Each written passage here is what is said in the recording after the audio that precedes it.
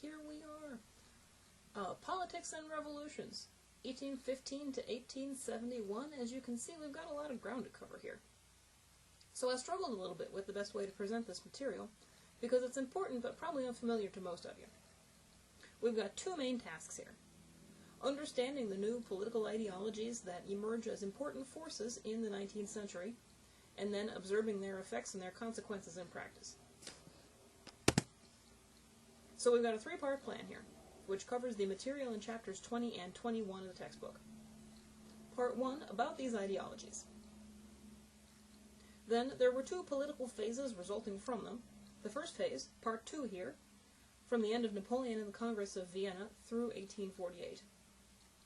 Then Part 3, the final phase of what we're going to talk about today, when the revolutionary fervor was mostly over, but there was important nation-building going on in Germany and Italy. So first, political ideologies. To begin with, this was the era in which ideology became an important factor in politics. For the first time, believe it or not. The Enlightenment had made newspapers and journalism important for the first time, people paying attention to what's going on, having opinions about their government, creating such a thing as public opinion for the first time. Then the American and French revolutions kicked off a trend of broadening participation in government, expanding the right to vote.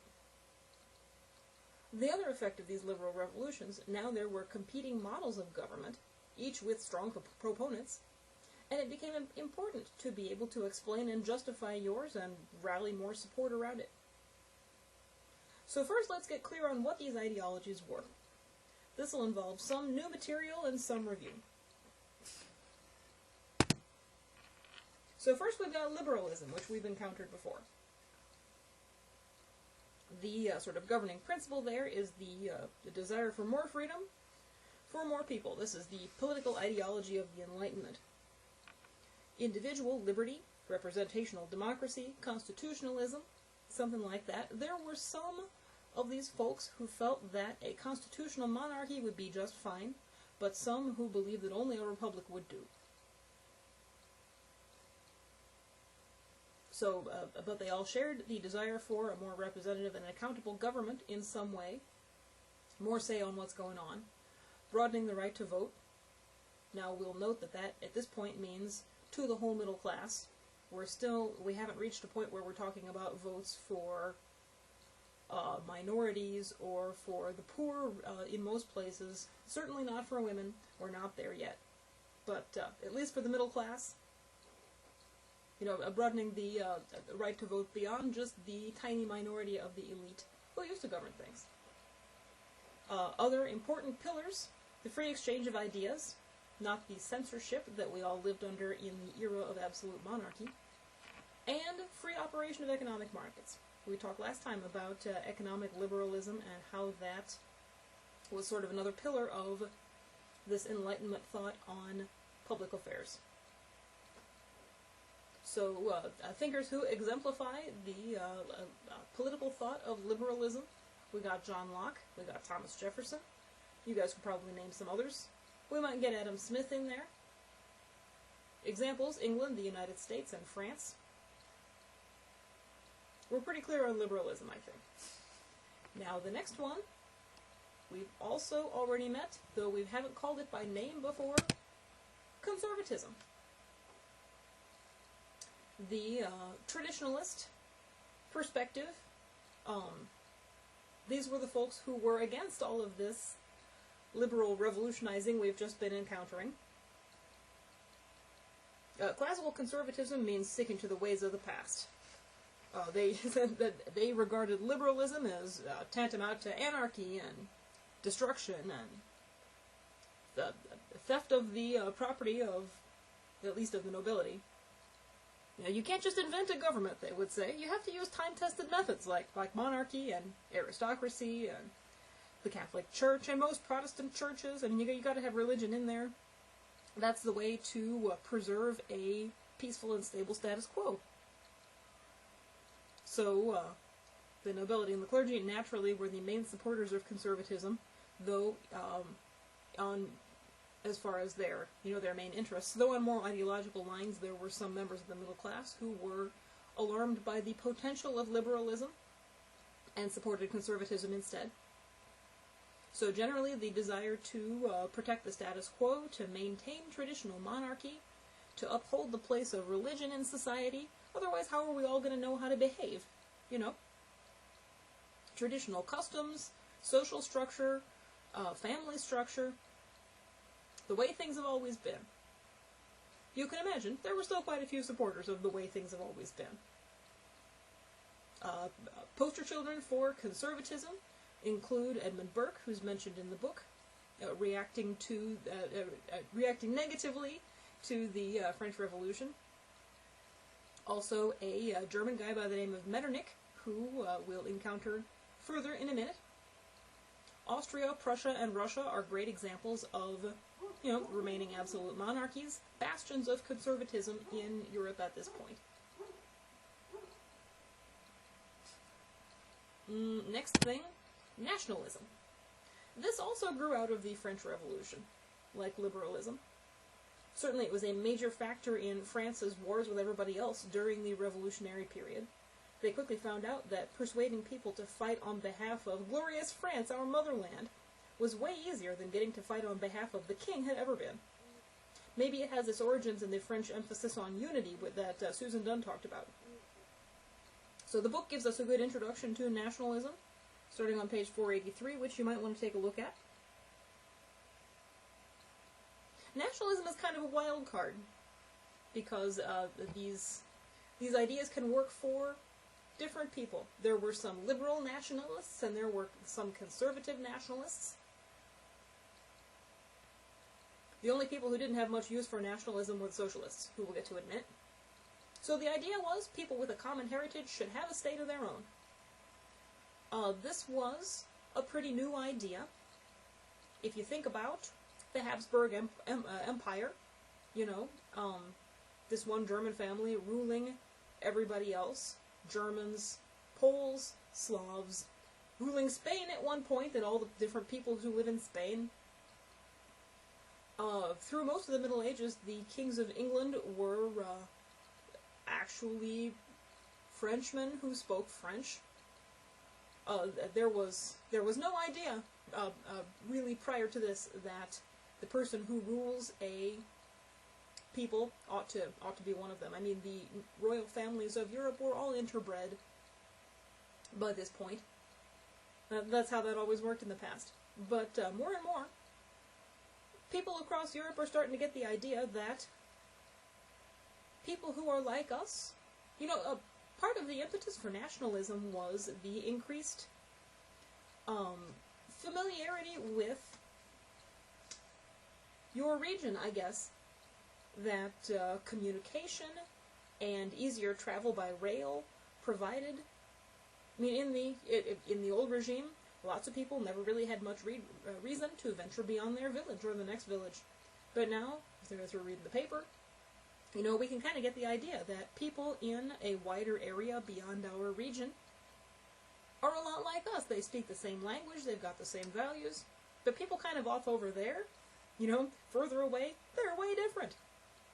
It allowed people to develop a sense of a common, a shared identity that people hadn't particularly had before. So among the groups who supported nationalism, certainly peoples without a state,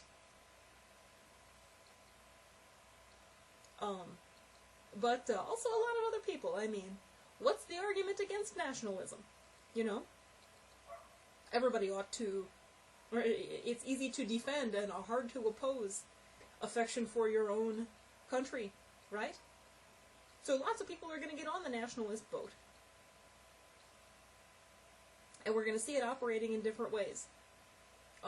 Certainly, toward the end of our period here, state building in Germany and Italy, a feeling like we should develop our national industries and sort of increase our national profile and our national prosperity. Certainly, this also plays a big role in terms of arts and culture. nationalism is going to turn out to be a pretty powerful force. Socialism, we talked about last time, the fourth of these important ideologies. It got rolling a little bit later, in the mid-19th century, as we know, in response to industrialization. Unlike the others, it wasn't satisfied with political change, but wanted economic reform as well.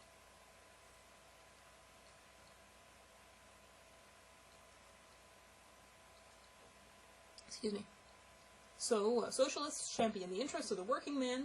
Obviously, its biggest supporters were the members of the proletariat, who wanted better treatment, better working conditions, fair wages. The socialist idea, the central principle there is the proletariat is getting the short end of the stick. And if you noticed, in the excerpt we had toward the end, Marx points out that the interests of the proletariat are common across the industrialized world. They supersede, they transcend national boundaries. That's why socialists don't have much use for nationalism, because it tends to artificially divide different groups among the proletariat from each other who really ought to all be striving shoulder to shoulder to improve their conditions. So far we don't have any examples of socialism in action anywhere. We've got a few different kinds of socialism in this early period. The book gives us different examples. We're going to have a presentation on Friday about early socialism and Robert Owen. This French fellow, Proudhon, was actually a more influential socialist than Marx when Marx first came along. But through the Communist Manifesto and his other very important writings, especially his masterwork, Capital, Das Kapital, Marx eventually became the most important spokesman for socialism.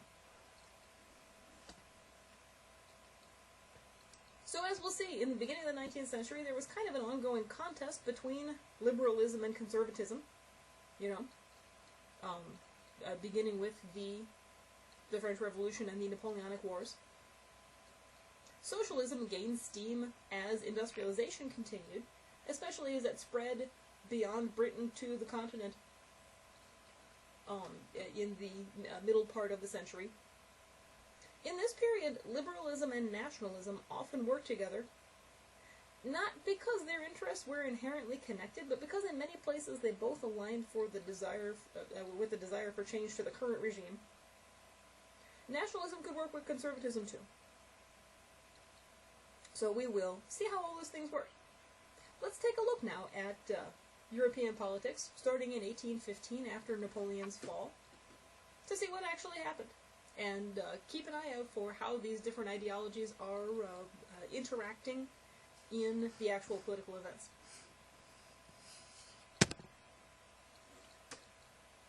So here we've got a nice map of Napoleon's Europe.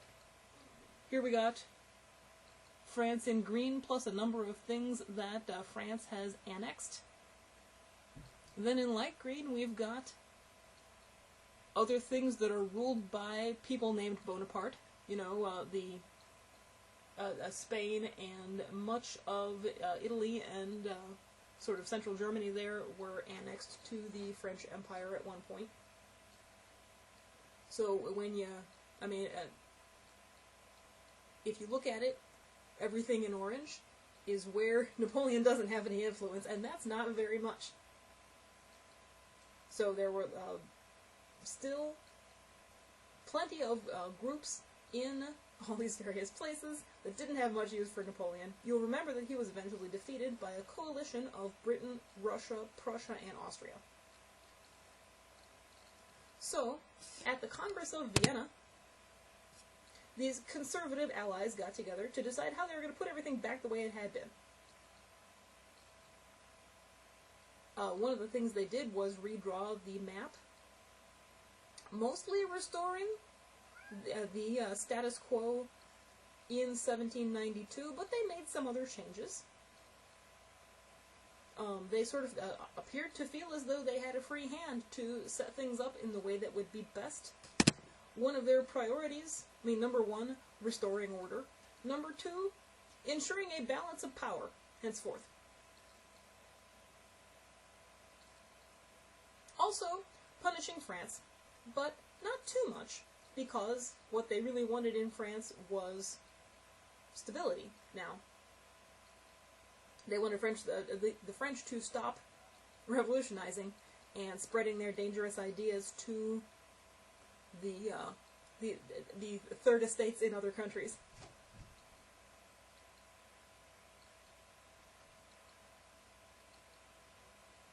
Among the things that the Congress did was reinstate a monarchy in France.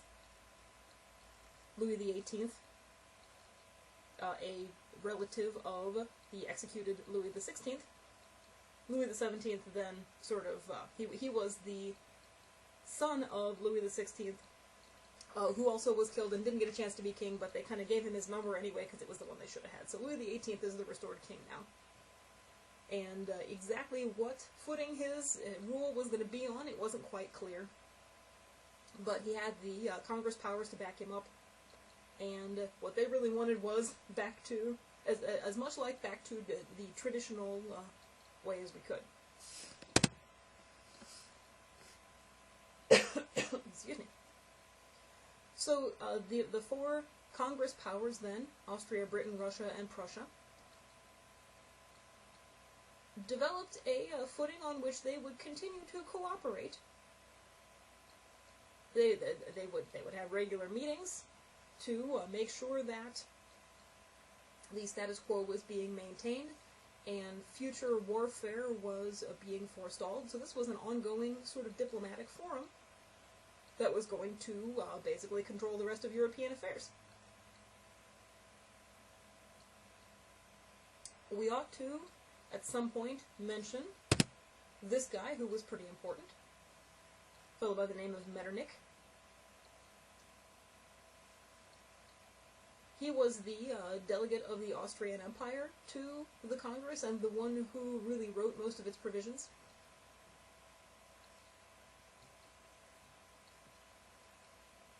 It was he who was largely responsible for the restoration of the conservative order in the fairly stable way that it happened.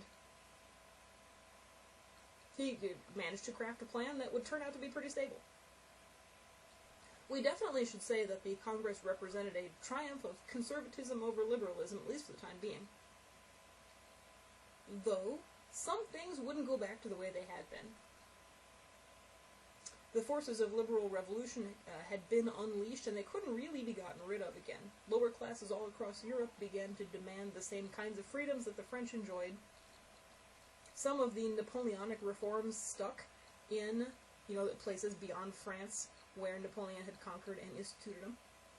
And other states adopted similar reforms to prevent having similar uprisings. Nationalists were among the most vocal opponents of the outcomes of the Congress of Vienna. They couldn't stand the old arrangement of kingdoms that was being restored, let's look at that map again, which bore no resemblance to the natural, they felt, national boundaries that they wanted to see. So hotspots for nationalism in the early 19th century included the Irish, the Germans, the Italians, the Poles, lots of small groups in Central Europe and the Balkans. Sort of as a rule of thumb, the Austrian and Ottoman empires ruled all sorts of unhappy peoples who felt like they were lumped together in one big state that didn't represent their interests and would continue to feel as though their national destiny was being thwarted.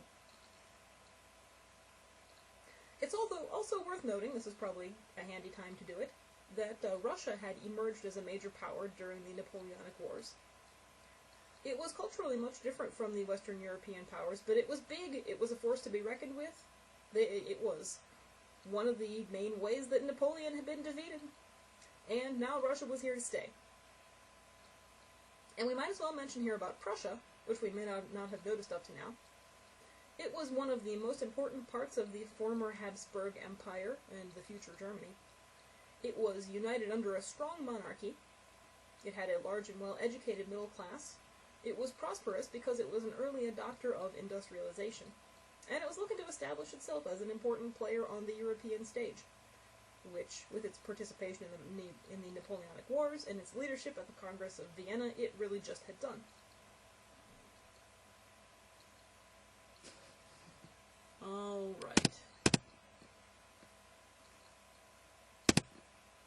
Now, this system of balance of power, of conservative status quo, was going to be tested almost immediately.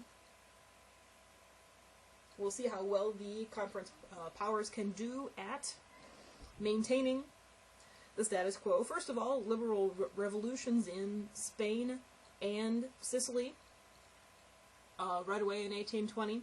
In both cases, their monarchs were forced to accept constitutions, and this was not acceptable to the powers in charge. Metternich wanted to invade Spain and Sicily to put a stop to that, which England and France wouldn't approve, but they did intervene diplomatically to assist in putting down both revolutions in short order and restore the status quo. So victory won for conservatism. In Russia, the book talks about the revolt of the Decembrists. They had a hard row to hoe because Russia was the most conservative and autocratic of the conservative monarchies at this point. It almost goes without saying that they failed. The leaders were executed. The new Tsar implemented a mighty crackdown. Things were even more conservative and repressive henceforth than they had been before. The leaders of the revolt were remembered as martyrs, but it would be a good long time before the Russians had the opportunity to seek reform and more freedoms for themselves again. Now, in Greece and Serbia, it was interesting, because these were European peoples who were seeking their independence from the Ottoman Empire. The Greeks had never liked living under Turkish domination, and nationalism gave them kind of an extra boost. They needed help from other people in Europe to rebel against the Sultan, and they got tremendous support. They pitched it as a revival of Athenian democracy. I mean, people across Europe could... there were quite a few people who could be persuaded to look at Greece as the homeland of Western culture. There was a lot of sympathy for the Greeks in particular, and nobody had much sympathy for the Ottoman Empire, seen as medieval and backward socially and technologically. We might just mention here something that in European politics in the 19th century was known as the Eastern Question. Here's what the question was. The Ottoman Empire is plainly not going to last much longer. One good push and it'll fall right over. The question really for the all-important balance of power is who is going to benefit when the Ottoman Empire goes? Who's going to get all that land? Nobody can really stand for it to be somebody else. You know, we don't want that to upset the balance. It's going to take a long time for anything major to happen on the Eastern Question. For right now, what we want to say was the Congress powers were not interested in opposing revolutions against the Turks. So both the Greeks and the Serbs managed to gain their independence. The Russians took a particularly active role in Serbia, which was going to lead to unrest later on. Alright, what's happening in France now? All kinds of things are happening in France. Order being basically restored. You know, they had Louis XVIII, who was succeeded by Charles X. Charles was really supposed to be a constitutional monarch, but he didn't want to be. He really wanted to be an absolute monarch. He upset people by favoring aristocrats and the church. He was mostly kept in check by the elected Chamber of Deputies, which was full of middle-class liberals.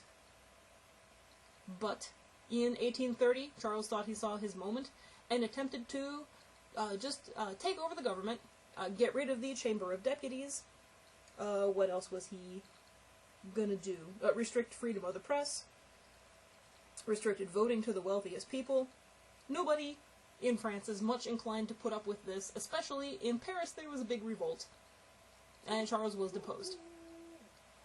In his place, they found a more liberal member of the Bourbon royal family, Louis Philippe, known as the Citizen King, because he dressed like a regular guy and could be seen walking the streets of Paris. You know, he didn't seem so much like a king. He certainly didn't act like somebody who wished he was an absolute monarch. And I think the lesson we learned from the 1830 revolution was the liberal French middle class and the radical sort of socialist Paris mob can work together up to a point, but the middle class is always going to be careful to prevent another radical takeover from below. Now, what's going to happen to poor old Louis Philippe in 1848, in the context of general unrest fueled partly by famine? There's going to be another uprising, and he's going to be deposed. They're going to find a new Bonaparte, Louis Napoleon, Napoleon's grandson, to step in first as president. He learned his lessons well from the first Napoleon, and before too long he managed to crown himself emperor of the Second French Empire. Napoleon III, as he now was known, did alright. He apparently was pretty successful at ruling France, and he's going to hang around for quite a while. We might note, the French still have no republic. They've gone from one monarchy to the next, different kinds, but the outcome they were looking for in 1792, they're really not there yet. Let's pause to consider 1848, a year in which all kinds of uprisings happened at once. They seemed to gain, momentum and encouragement from one another. Some of these were very brief. Some of them lasted a year or more. In February, this workers' uprising in Paris began. It lasted 5 months, long enough to really install some socialist institutions in the Parisian government and economy. Anyway, this was definitely seen as class warfare. This is workers of the at least of Paris, rising up. That really sort of raised the profile of socialism. It seemed to bear out Marx's theory of class struggle. But in the end, that this was not a sustainable socialist operation, and what they ended up with was electing Louis Napoleon as the new president, eventually the Third Empire. So in France, that didn't last. In Germany, there were a whole series of uprisings in the spring, which succeeded in overthrowing the government. They elected an assembly to meet in Frankfurt to draft a new constitution. Unfortunately, there was a lot of delay in writing the constitution. The big question was, who's a real German? Who's going to be included in the new German state? How ambitious are we going to be here? Who are we going to try and leave out? So, while they were trying to figure all that out, because it's a very complicated question, their revolution really sort of lost its momentum, and the king was able to regain power without too much trouble after about a year. In Britain, there was the English are basically a peaceful and polite people. I mean, they had a period of unrest. The book talks about the Chartist movement. People were circulating a charter of liberties that outlined some more basic rights than people had up to then. There was tremendous popularity for all this. The government was opposed to it, but in the end, they recognized that they were going to have to make some concessions. What happened in Britain? Actually, no revolution in 1848. They were kind of ready to have one, but they got some reform without it. In Italy, there was a nationalist uprising against the Austrians. The book talks about Giuseppe Mazzini, a very important early Italian nationalist. The King of Piedmont also stepped up to play a leadership role, partly because he stood to gain. They established a republic in Rome that lasted most of a year. It really upset everybody else in Europe as they got rid of the Pope, and before too long it was put down by the Austrians with help from the French, who were annoyed on behalf of the Pope. This was not Italy's moment. In the Austrian Empire, there was a whole collection of uprisings. They had some success for a while. There was a rabble-rousing Hungarian noble by the name of Louis Kossuth, who was working on splitting up Austria and Hungary. That almost worked, but didn't. Then there were a lot of local uprisings, fueled by nationalism among the sort of patchwork of peoples in the empire. But there were so many of them, and they couldn't really work together very well, so ultimately that didn't come to very much. As a sort of last-ditch measure, the emperor called in the Russians, who put down the revolt and restored the emperor with not much problem. So what do we get? 1848 was a year of tremendous promise, with uprisings all over Europe gaining confidence and momentum from each other's successes. Many of them were motivated by nationalism, some by liberalism and socialism, but all these revolutions failed. Europe was also staggering under widespread famine. For example, the Irish potato blight was in 1846 and 47. This kind of thing always helps fuel unrest. We might note that this set off a big wave of emigration to America, especially of Irish, Italians, and Germans. My family came over just about that time. Alright. Now, the final phase we're going to talk about today, we'll go through this pretty quickly, is Italian and German unification. After the failures of 1848, revolutionary fervor and popular unrest mostly died down. It's going to be a while before anybody else will try to rise up and create change from below. However, by this point it was pretty clear that the writing was on the wall for old-fashioned conservatism. Government reform was in store for everybody, and the smart thing to do was make concessions to prevent this kind of uprising. Also, we can pretty well see by now that nationalism is a very powerful force, one that those in power might like to harness in their own interests if they can. So what we see after 1848 is a shift from the kind of nationalism from below model that we saw up to now, to a sort of nationalism from above. Italy is a good example of this. So in Italy there was a popular nationalist movement, led by Mazzini in 1848 and later on by Giuseppe Garibaldi. From above there was King Victor Emmanuel of Piedmont and his Prime Minister Count Cavour. They were both working in their own ways toward the same goal, which couldn't have been realized without the contributions of both. So Piedmont, in 1859, launched a military campaign that took a lot of the Italian territory from Austria. Garibaldi led a popular uprising in 1860 that toppled the Kingdom of Sicily. The two movements sort of met in the middle and consolidated their gains in 1861, and the independent Kingdom of Italy was born. This was only almost the Italy we know today. There were still a few more little bits of territory that they had to gain control of over the next 10 years, most notably the region around Rome, which the Pope still controlled, supported by French troops, until 1870. German unification was a different kind of thing.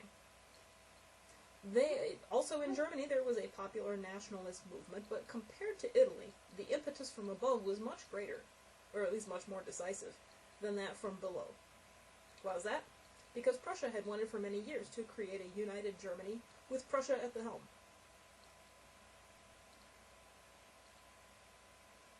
So in Prussia, government reforms in the 1850s had permitted more middle-class representation. There was sort of a conflict between King William, who didn't want to share power with the middle class, and a population of educated liberal intellectuals who were pressing for government reform. So King William appointed a prime minister by the name of Otto von Bismarck, and took steps to see that Bismarck had a free hand to do just what King William wanted. The interesting thing about Bismarck he could see that there was enough support for German unification that it was pretty well inevitable. He was not a nationalist himself. He didn't care about that. But he was ready to see the potential advantage for Prussia in this. That's what he cared about.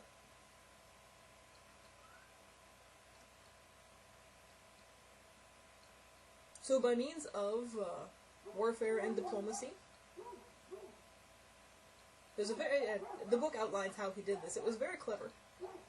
He used the rhetoric of nationalism to win the support of liberals in Prussia and elsewhere. He cleverly started a series of 3 short victorious wars. Remember, Prussia was distinguished for its powerful military to acquire territory and galvanize German support behind Prussia. So at the conclusion of the third of these wars, the Franco-Prussian War, in 1871, at the signing of the peace treaty, the new German Empire was proclaimed. Doesn't that sound grand? Why is it an empire? Please, somebody. The same as the Holy Roman Empire? Because the Germans just really like calling themselves an empire. That's also why the new, well, not the new, it was the same German ruler we had. He was King William of Prussia, and now he's Kaiser William of the German Empire. We might note that Kaiser rhymes with Caesar. It's the German version of that word, so we're using some Roman Empire imagery here. Why not? So the new German state, now we've got one, and just like Bismarck had planned, it was dominated by the Prussian interests. So when you look at this, we can see these political forces. First of all, there's a lot of them, all kind of working to preserve or mostly to disrupt the status quo. This period really shaped the outlines of modern Europe in a number of ways, which is why we needed to take some time to talk about it. None of these things maybe were super important individually, any of these little events or revolutions, but these ideologies, for sure, had enormous influence. And they're still with us today. I mean, liberalism, the idea that people ought to have more rights, that's still pretty well working. Nationalism has already been super influential, and it's going to continue to be a major force. Socialism, we're going to see what happens with socialism next. It's on to bigger and better things. Traditional conservatism, this kind of conservatism, had pretty much met its demise by the time of World War I. After that, we're not going to have any more monarchies. Meaningful monarchies, anyway. We're kind of done with that. We might note that conservative and liberal are relative terms. The reforms that the liberals of the 19th century were pressing for look pretty darn conservative by our present-day standards. You know, it all depends on where you're standing. So we've still got liberalism and conservatism today, though we're standing in a different place, so the goals of those are very different. And nobody wants to bring back a monarchy. The other thing that we sort of see taking shape here, not all the way, but we're getting there, is the modern map of Europe. Now, finally, we actually have an Italy and a Germany. We've been waiting all this time. I mean, France, England, Spain, they've been there all along. And then we've got this kind of big mess in the middle. German and Italian unification finally achieved, and boy, are all those folks glad. Now, there are some people who still don't have the self-determination that they really wish they had, and we wonder what's going to happen with them coming up. Everybody in, for example, the Balkan states, the remaining, you know, some of that's the Austrian and some of it's the Ottoman Empire. Both of those empires are probably on their way out. And how's that going to play out? Also, we seem to have established that the major European powers feel entitled to run Europe. At this point, they kind of get together at these diplomatic meetings and they decide how they're going to get along and the fate of everybody else too. Is that a method that we're going to see persisting in the future? We'll have to wait to see what happens next. But hopefully we have gotten clear on the important elements of 19th century politics. Because these ideas are going to be with us for a good long time.